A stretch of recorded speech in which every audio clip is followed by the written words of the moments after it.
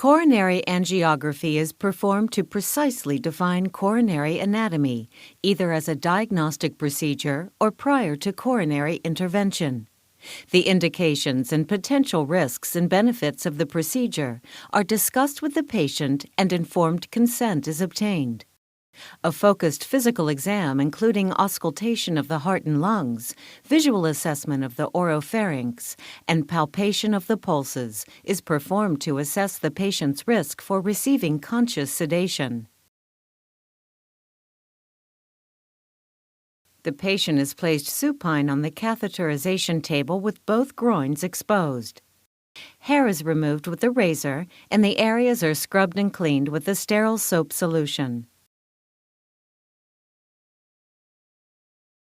Also seen here is the equipment table, which holds all of the equipment necessary to perform diagnostic coronary angiography, including catheters, needles, wires, etc. Following cleaning, the patient is draped with a sterile drape which has two circular holes in the drape to provide exposure of the bilateral femoral areas. In this example, the tubing for the contrast injection system also serves as the tubing for invasive hemodynamic monitoring. This setup is similar to that of a standard injection manifold. The contrast injection system is prepared by attaching all tubes to the power injector and flushing the system with both heparinized saline and IV contrast. The first step in obtaining femoral artery vascular access is to define general landmarks such as the location of the iliac spine, pubic tubercle, and femoral artery pulse through palpation. The objective is to puncture the artery on the anterior surface, below the level of the inguinal ligament, which runs between the iliac spine and the pubic tubercle. It is also customary to mark the proposed access point with a hemostat and image the groin area using fluoroscopy. The goal is to have the arterial puncture entry site to be located in the lower to mid-third of the femoral head.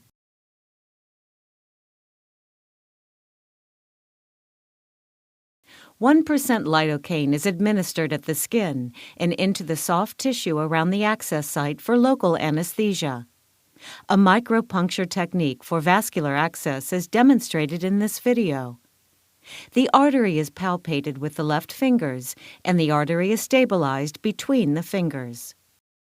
The micropuncture needle is advanced at the predetermined skin puncture site and advanced until the artery is entered and arterial blood is visualized within the needle hub.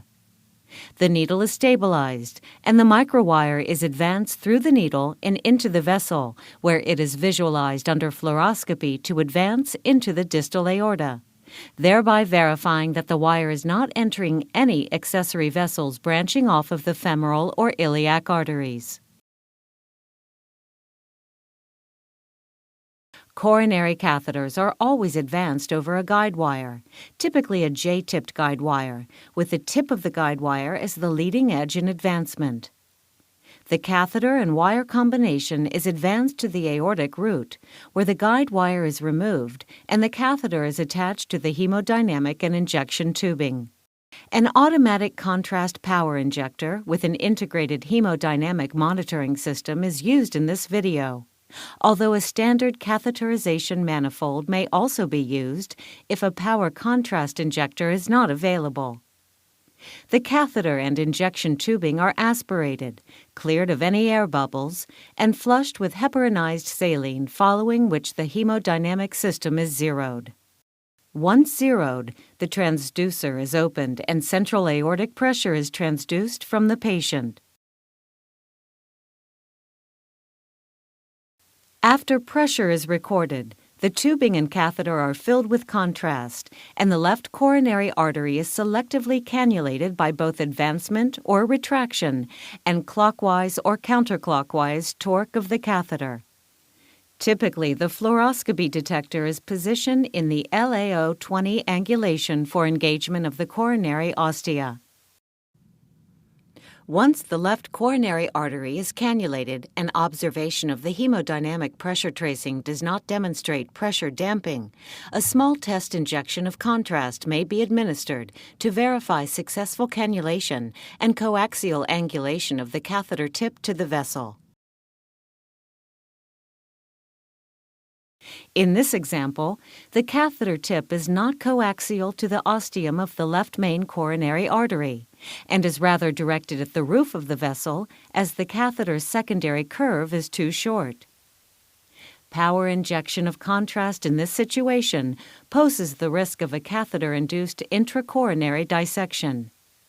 To remedy this situation, the catheter is removed and exchanged for a catheter with a longer secondary curve.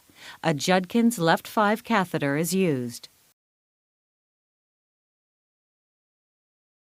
At this point in the procedure, coronary angiography begins.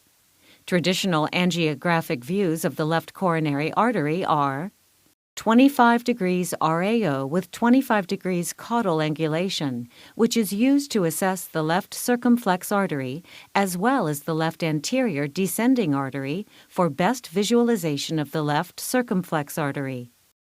10 degrees RAO with 40 degrees cranial angulation for best visualization of the left anterior descending artery. 40 degrees LAO with 25 degrees cranial angulation, which is another good view for the branching pattern of the left anterior descending artery, with the diagonals branching to the right side of the screen and septal perforators branching to the left side of the screen. And 45 degrees LAO with 25 degrees caudal angulation, also known as the spider view, which provides a good view of the left main coronary artery.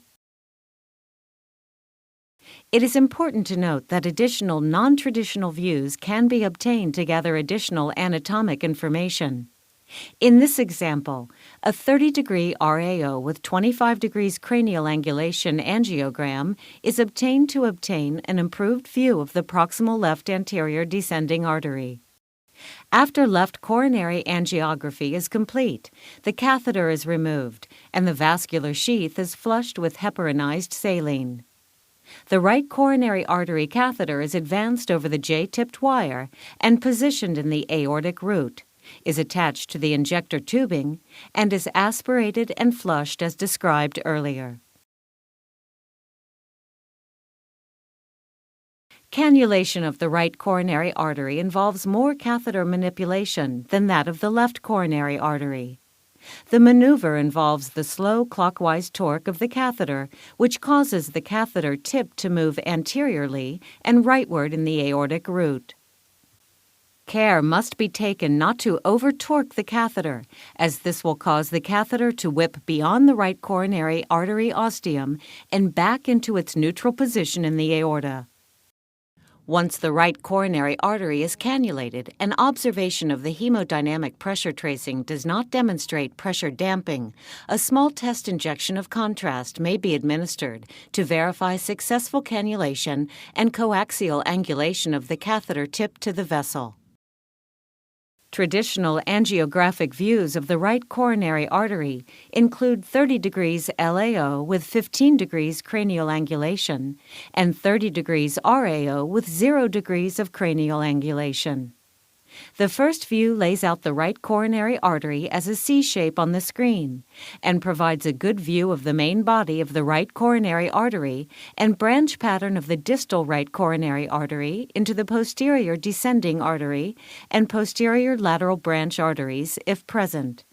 The second view provides a good view of the branch vessels and provides an alternative view of the mid-segment of the right coronary artery. After angiography is complete, the catheter is removed and the vascular sheath is again flushed with heparinized saline. After the study is complete, it is important to review the angiography images closely prior to undraping the patient. On contemporary digital film X-ray systems as the one used in this instructional video, angiographic images can be rapidly reviewed and can be performed in the catheterization laboratory before the operator breaks scrub. In this particular study, there does not appear to be any obstructive coronary artery disease observed. The left main coronary artery is widely patent. The left anterior descending artery is calcified in its proximal to mid segments and demonstrates mild to moderate diffuse disease, none of which appears to be flow limiting or hemodynamically significant. The left circumflex is large and dominant and appears free of significant disease. The right coronary artery is a non-dominant vessel and demonstrates only mild luminal disease. Here the right coronary is shown in an LAO cranial view and a straight RAO view. After the study is complete, the vascular sheath can either be removed in the catheterization laboratory before the patient exits or in a designated post-procedure area where hemodynamic monitoring can be performed during sheath removal. During sheath removal, it is important to monitor the patient's vital signs closely, as vasovagal reactions manifesting as hypotension and/or bradycardia may occur.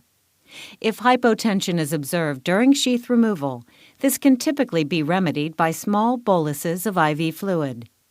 If bradycardia is observed during sheath removal, this can typically be remedied by small doses of IV atropine. Once the patient is felt safe for transfer, he or she is attached to a hemodynamic monitor and transported to the appropriate post-procedure recovery area.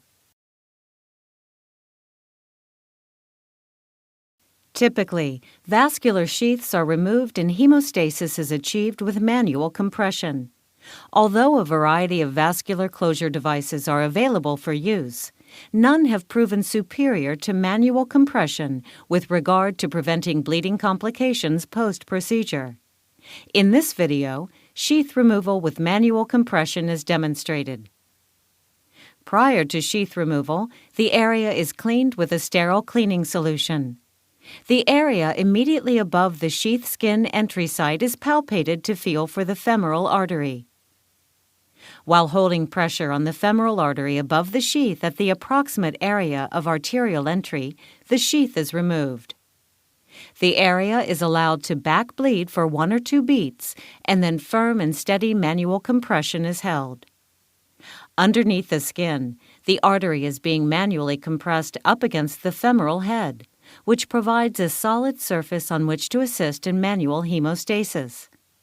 Care must be taken, however, not to hold such firm pressure that the distal pulses are not detectable, as doing so increases the risks of lower extremity vascular complications such as thrombosis. By rule, the duration of manual pressure is 2 minutes per sheath French size. So, for a 5 French sheath, approximately 10 minutes of manual pressure is held before checking for adequate hemostasis. If bleeding is still observed after the allotted time, additional pressure should be held until hemostasis is fully achieved.